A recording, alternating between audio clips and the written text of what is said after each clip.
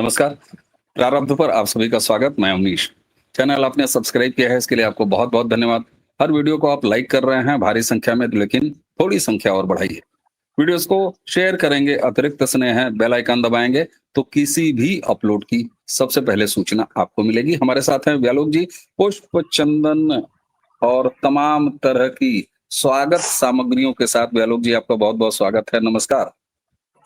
प्रारब्ध के सभी दर्शकों श्रोताओं को प्रणाम, संपादक जी को नमस्ते। और अभी आप मेरा फूल चंदन से स्वागत जो कर रहे हैं, ये 9 दिन कर सकते हैं, क्योंकि मैं पूर्णतया माता जी की सेवा में रहता हूँ, तो अभी मैं इसका विरोध भी नहीं करूंगा। ठीक है, फूल चंदन से मैं आपकी अभ्यर्थना स्वीकार कर लेता हूँ जी। आप कितना भी विरोध करें, मैं साल के 365 दिन में 366 दिन आपका इसी तरीके से स्वागत करता रहूंगा।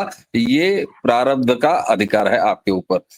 व्यालोक जी, आज कोई सवाल नहीं, प्रेम से बोलिए, भारतीय न्यायपालिका की जय।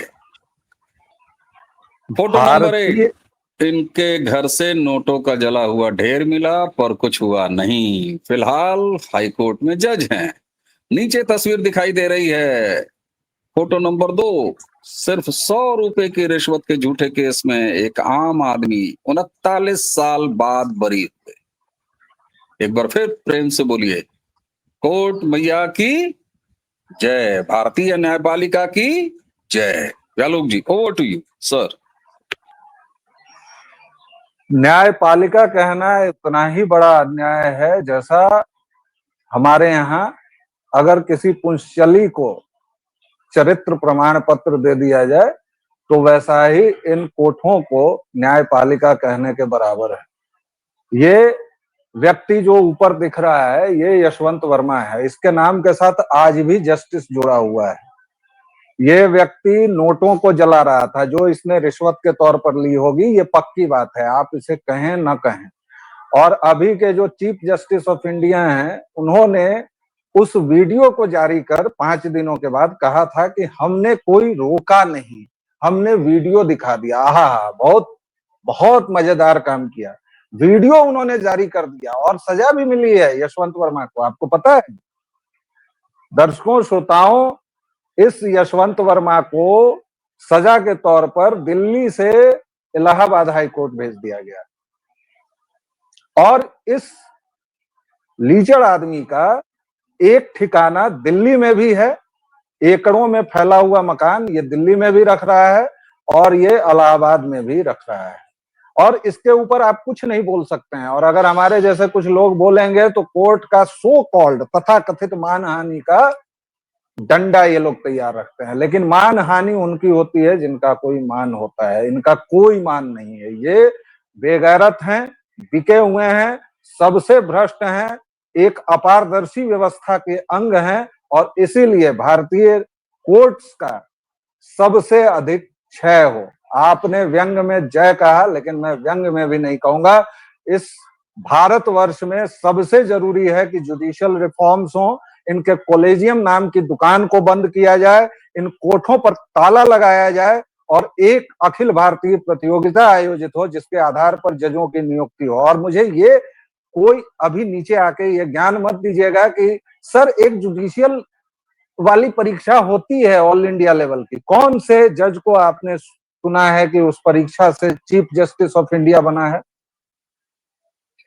हाई कोर्ट्स में भी इन लोगों को नहीं पहुंचने दिया जाता है। इन लोगों को सेशंस कोर्ट, लोअर कोर्ट्स में ही तबाह कर दिया जाता है।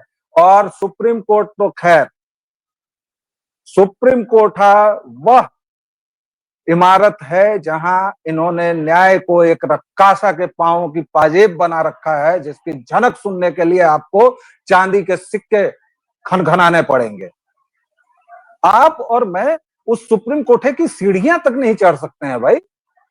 लेकिन इन लोगों ने, केवल ये जस्टिस वर्मा का मामला नहीं है, एक चीफ जस्टिस ऑफ इंडिया थे जिन्होंने उस तीस्ता शीतल वार के लिए जिसको जमानत मिले, उसके लिए वो एक भरतनाट्यम के कार्यक्रम में बैठे हुए थे। महाराज जी उससे 5 बार उठे।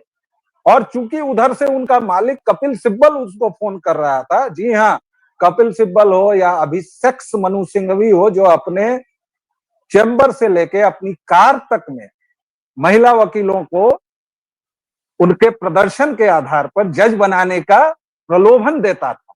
अब कैसा प्रदर्शन वो था, वो कार में मुकदमा सुनता था या चेंबर में मुकदमा सुनता था, ये तो आपके ऊपर है। लेकिन वह व्यक्ति अभिषेक मनु सिंघवी का न तो लाइसेंस कैंसल हुआ, वो तो बड़ी बात है, वो व्यक्ति अभी भी इस देश का सबसे बड़ा वकील है, उनमें से एक है, जो एक सुनवाई के लिए 15 लाख रुपए लेता है, भले ही उस दिन तारीख लगे या न लगे। इन्होंने याकूब के लिए 2 बजे रात में कोर्ट खोला है, कोठा खोला है अपना। तो ये लोग जिस तरह की हरकतें कर रहे हैं, यहाँ नेपाल होने की बहुत जरूरत है। जी हाँ, नेपाल में जैसे वहां के लोगों ने सुप्रीम कोर्ट को जला दिया, यह अलग बात है कि वहां फिर से एक जज को ही उन्होंने बिठाया। उसी तरह अपवाद हर एक जगह होते हैं, लेकिन यहाँ की तथाकथित जुडिशरी के बारे में मैं एक बात के लिए निश्चिंत हूं कि इसमें आपवादिक तौर पर एकाध भले लोग कहीं मिल जाए, वरना नीचे से ऊपर तक यह बजबजाता गटर है, नाला है और इसका कुछ नहीं है। ये व्यक्ति, दूसरी तस्वीर जो आप देख रहे हैं, जगदीश्वर प्रसाद अवधिया, आज इनकी उम्र 83 साल है। 83 में से 39 घटाइए, लगभग 43 साल की अवस्था में इनके ऊपर एक मुकदमा हुआ कि इन्होंने 100 रुपए की रिश्वत ली है। 40 वर्ष पूरी जवानी खेत रही, पूरा बुढ़ापा खराब हो गया, इनके बेटे बेटी बर्बाद हो गए, और आज ये निर्लज्ज जज कहता है कि आप बाइज्जत बरी हैं। लाज नहीं आती है इन लोगों को। इसलिए मैं बार बार कहता हूं कि सबसे पहले ये सरकार और कुछ करे या न करे, इस जुडिशरी के खंडहर पर सबसे पहले न्यायिक सुधारों का कोड़ा चलाए, इस कॉलेजियम को बंद करे और एनजेएसी को जल्द से जल्द लाए। जी बिल्कुल ठीक है। और अब जरा सबसे बड़े कोर्ट के सबसे बड़े वाले जस्टिस साहब का अपार संतुष्टि ये जरा देख लिया जाए। ये साहब कहते हैं कि बुलडोजर एक्शन पर रोक लगाकर अपार संतुष्टि मिली। और दर्शकों, ये किसी को भी लग सकता है कि हाँ ठीक है भाई, इन्होंने किस संदर्भ में कहा बुलडोजर एक्शन पर रोक लगाकर अपार संतुष्टि इनको मिलनी चाहिए। अच्छा, फिर इनको आईना दिखाता हूं मैं, और मैं तथ्यों का आईना दिखाता हूं, बड़े कायदे से दिखाता हूं, दिखाता रहूंगा, कर लीजिए अवमानना। साहब, उसी सुप्रीम कोर्ट ने, जिसके ये सबसे बड़े न्यायाधीश हैं, तो सुप्रीम कोर्ट ने यह कहा कि किसी भी सरकारी जमीन पर कोई अवैध कब्जा हो या कोई भी ऐसी अवैधता हो, भौतिक अवस्थापना की यानी फिजिकल स्ट्रक्चर, उस पर बुलडोजर एक्शन को हम कभी भी नहीं रोकेंगे। तो आप जज साहब जरा ये बताइए, किस बुलडोजर एक्शन पर रोक लगाकर आपको अपार संतुष्टि मिली? और ये बात भी क्या सही नहीं है कि जब उत्तर प्रदेश में चल रहे बुलडोजर कार्रवाई का मामला आपके अदालत में पहुंचा सुप्रीम कोर्ट साहब, तो आपने किया क्या? आप मजबूर हुए। क्यों? क्योंकि उत्तर प्रदेश सरकार ने कभी अवैध पर बुलडोजर रोका नहीं और किसी वैध पर बुलडोजर चलाया नहीं।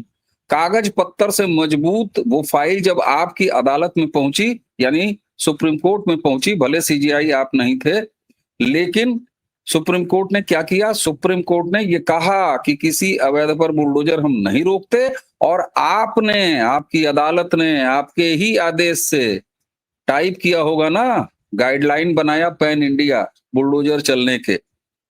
और उस समय जब इस देश की घुंघरू बजाती हुई चवन्नी छाप सेक्टर 16 की मीडिया वो नाच नाच के मुजरा कर रही थी खबरों वाली कि साहब रुक गया बुलडोजर, थम गया बुलडोजर, सुप्रीम कोर्ट ने पटक दिया योगी का बुलडोजर, तो मैंने इसी प्रारब्ध के मंच पर दावा ठोक के कहा था, गहलोत जी आपके साथ कई वीडियोस में कहा गया हम दोनों ने कि साहब टेक्निकली मैंने समझाया कि किस तरीके से सुप्रीम कोर्ट इस बात से मजबूर हुआ है, न सिर्फ ये कि किसी अवैध पर बुलडोजर चलने की कोई कार्रवाई हम नहीं रोकेंगे, बल्कि आपने पूरे देश में बुलडोजर चलने का रास्ता खोल दिया। और ये श्रेय उत्तर प्रदेश के मुख्यमंत्री योगी आदित्यनाथ, उनके अधिकारियों और उनकी टीम को जाता है, जो कागज पत्तर लेके आपके पास गई थी।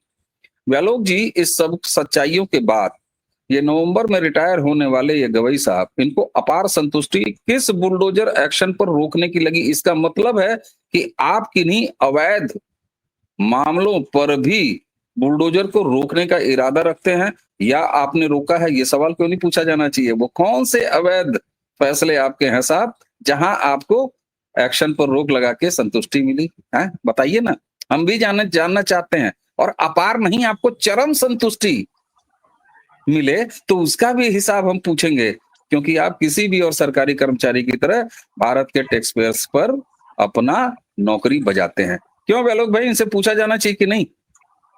इन्होंने तो इनसे दो हाँ, चार चीजें और पूछी जानी चाहिए, और हमारे सवालों का क्रम सबसे पहले तो ये पूछा जाना चाहिए कि हु आर यू, आप कौन हैं? आप हर एक फटे में टांग अड़ाने वाले होते कौन है? या सरकारी कर्मचारी हो, जैसे आईएएस होता है, जैसे पुलिस वाले होते हैं, जैसे हमारे यहाँ का सीवर साफ करने वाला होता है, सीवर साफ करने वाले और एक हाई कोर्ट या सुप्रीम कोर्ट के जज में क्या अंतर है, मुझे बताइए जरा। सरकार तुमको भी पैसा देती है, हमारे टैक्स पेयर्स के पैसों से सरकार सीवर साफ करने वाले को पैसा देती है, और सीवर साफ करने वाला ज्यादा ईमानदार है। तुम लोगों की आत्मा तो तुम्हारे काले कोटों से काली है भाई। तुमने मजाक बना के रख दिया है कानून नाम की चीज को। और न्यायाधीश तो कहना ही बंद कर दीजिए इन जोकर्स को। सुप्रीम जोक ऑफ इंडिया हैं आप लोग। आप लोग कोई न्यायाधीश नहीं है। आप लोग सिंपली हमारे पैसों पर पलने वाले वो जोकर्स हैं जो अपने हिसाब से कभी भी कुछ उल जलूल बयान दे देते हैं, कभी भी कुछ करने लगते हैं। आपको कश्मीर के हिंदुओं की चीखें नहीं सुनाई देती हैं। आप इतने पतित हैं कि आप कह देते हैं कि बहुत टाइम बीत गया, इसलिए 3 लाख हिंदुओं की जो हत्या, पलायन और उन लोगों की पत्नियों के साथ जो चीजें हुई, उस पर हम कोई संज्ञान नहीं लेंगे। और आपका पतन इतने पर नहीं रुकता है। अभी फिर से कुछ कश्मीरी हिंदुओं ने जब अपने रोजगार के लिए, अपनी नौकरी चाकरी के लिए कहा कि भाई हमें कुछ छूट दी जाए, जैसे 1984 के सिख विरोधी दंगों को हाँ, मिलता कल ही है, तो हम लोगों ने सिख कल ही विरोधी वाले दंगों वीडियो में के तो बात की है पीड़ित ये। लोगों को मिलता है जी, या फिर हाँ, 2002 के जो आपने तथाकथित दंगों का, जिसका सुपड़ा एक व्यक्ति पर पिछले 20 वर्षों से, 22 वर्षों से आप फोड़ते आ रहे हैं, और गुजरात आपने दंगा। उसको मना कर दिया। और आपने उसको मना कर दिया। आपने कहा कि नहीं, ये बात खत्म हो गई। आप 2 बजे रात में याकूब के लिए अपनी दुकान खोल के, कोठा खोल के बैठ जाते हैं महाराज, घुंघरू बांध के लगते हैं नाचने। और आप हम लोगों पर कुछ भी कहेंगे, कि हम लोग कुछ भी कहें तो आप कहेंगे कि अवमानना कर रहे हैं। आपको तो इसकी भी बड़ी खबर है कि सोशल मीडिया पर लोग हमको, साहब जरा प्रारब्ध के, व्यालोकवाणी के किसी भी इस पर चले जाइए, आपकी करतूतों के नीचे इस देश की आम जनता क्या सोचती है। पटना हाईकोर्ट से रोज मैं गुजर रहा हूं इस बीच, वहां एक अलग रास्ता बना रखा है इन न्यायाधीशों ने तथाकथित। उस रास्ते पर इस देश को आजाद हुए लखनऊ हाईकोर्ट 75 आके साल देख से लीजिए। अधिक हो गया। आप लखनऊ हाईकोर्ट जाइए, ये रास्ता केवल माननीय जाएंगे। काहे के माननीय भाई? अरे कौन है उस आप यार? रास्ते के, व्यालोक जी, लखनऊ हाईकोर्ट के उस रास्ते जो वीवीआईपी वाला है, उस तरफ आप अपनी गाड़ी मोड़ नहीं सकते। उस गेट के पास पास आप खड़े नहीं हो सकते 2 मिनट के लिए। ये जी, स्थिति। पटना हाई कोर्ट तक की पूरी सड़क लाल बत्ती से मुक्त की गई है, और पटना हाई कोर्ट जैसे ही आप क्रॉस करेंगे लाल बत्ती आ जाएगी, ताकि इन लोगों को दिक्कत ना हो। और ये हाई कोर्ट में बैठ के क्या क्या फैसले देते हैं, सुप्रीम जोक ऑफ इंडिया के ही मुताबिक वो सब चलता है।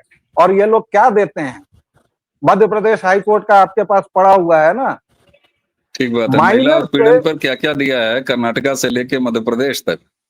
माइनर से मतलब एक व्यक्ति ने उसके साथ दुष्कर्म किया, जो भी किया, और उसके बाद आप कह रहे हैं कि उसको मारा नहीं, तो इसलिए उसको सजा का ये नहीं है, मतलब उसको छोड़ा जा सकता है?